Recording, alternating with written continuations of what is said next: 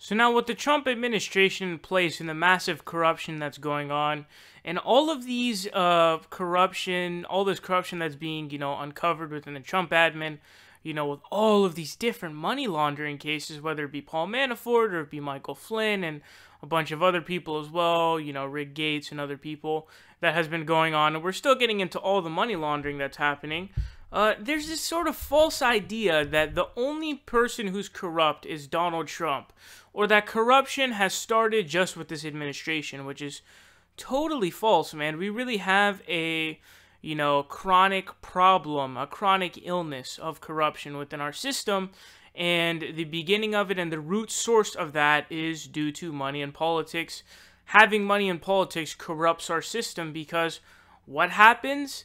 The politicians who we elect, therefore they're supposed to represent us, the people of the United States. Instead of representing us, they represent these very small interest groups rather than us and the rich people. And we effectively are today what I would call an oligarchy, because what do we have now? We have these bills that are being passed that the overwhelming majority of the people disagree with, whether it be the internet privacy bill that Trump passed in, or the universal background check, which is something that over 90% of people agree with, and net neutrality, which I think was a single digits approval of that. So vast majorities of the people, percentages of the people, are in opposition to those, but they get passed anyway, or vice versa. And so that means that the reason, we are an oligarchy is because the reason why those elected officials are not passing those is due to money and politics and being corrupted from the money and politics. Now, we have a super interesting story here about some corruption that was going on in the Obama administration. So there's this interesting article from the New York Post. It says, Barack and Michelle Obama are raking in the cash thanks to the influence of a former campaign supporter.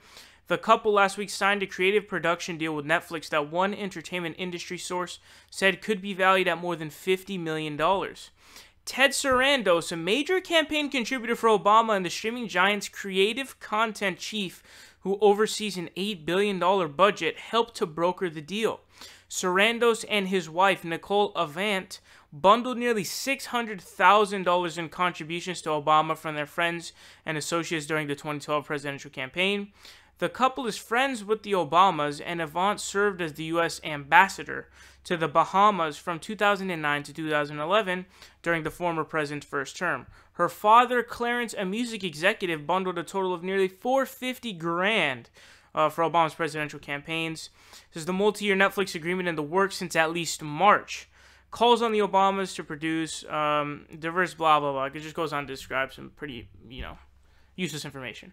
But what is going on here? So what's going on here is, it was shocked me because in the middle of reading the article, and then I found out that, that this guy's wife was the ambassador to the Bahamas after donating hundreds of thousands of dollars to their campaign in 2008.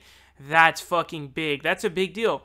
That was like Scaramucci. If you guys remember Scaramucci, the really weird guy, the crazy guy, who said Steve Bannon's sucking his own cock or some shit like that. Basically, he had donated to the campaign, and that was the reason why he became the, the House Communications Director. That was the reason why. And so this is similar. Basically, they gave Obama all this money for their campaigns, and oh, what do you know? You're now the ambassador to the Bahamas. Woo! It's like, hold on a second. That person is clearly only the ambassador, not due to merit. This is not a meritocracy. This is not because they were the best person to be. No, it's because they gave you money, which is textbook corruption. And then, on top of all of that money given, all that added up is like over $1 million in campaign contributions. And when you add that all up, and then afterwards, oh, look, the guy who gave over $1 million, or the family that gave over $1 million to the Obama campaign, the campaigns that he ran, whoa, he now is just, throwing out a hand to help him get this huge Netflix deal in which he's making a ton of money. This is pretty crazy, okay, because this corruption level is huge, because what you're looking at now is a connection started because he gave him money. Then he goes, okay, I'll pick you up as my ambassador to the Bahamas. And then on top of that, due to all of that, all of those connections, he's now profiting. Barack Obama's now profiting post-presidency. This is similar to Benjamin Netanyahu's case of corruption, where Netanyahu said, he came together with these media outlets and he said, hey, if you give me good coverage, I'll give you regulation breaks and tax breaks that will earn you, millions of dollars. And so this is similar because now he's profiting through a connection that was created because they were his donors. So they donate to his campaign. He goes, oh, Pete Gup is my ambassador. They create that connection, and now, boom, you have him profiting millions of dollars. And so this goes back to the original problem of money in politics. The idea that corruption started under the Trump administration is asinine and ridiculous in and of itself, and it's just not true. It's just not true. I don't know how to say it. But it's like, we have a problem. Trump is, to an extent, a symptom of the problem is what they call it. But the idea that somehow these corporate Democrats are the end-all, be-all of anything, and it just shows that the money corrupts, man, and it's a fucking huge problem. Until we get money out of politics, until we figure out how to solve this problem, and there are a lot of different ways, whether it be public financing.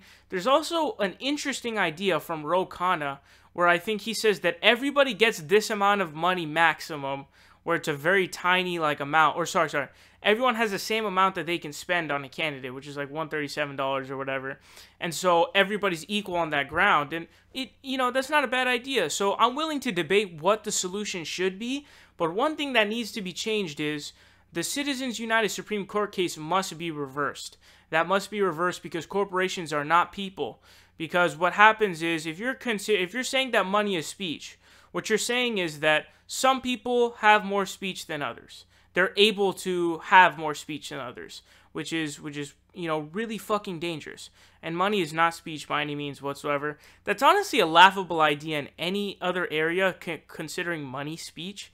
But this sort of corruption, we have it like a legalized bribery system, and it happened under Obama. It happens under a lot of presidents.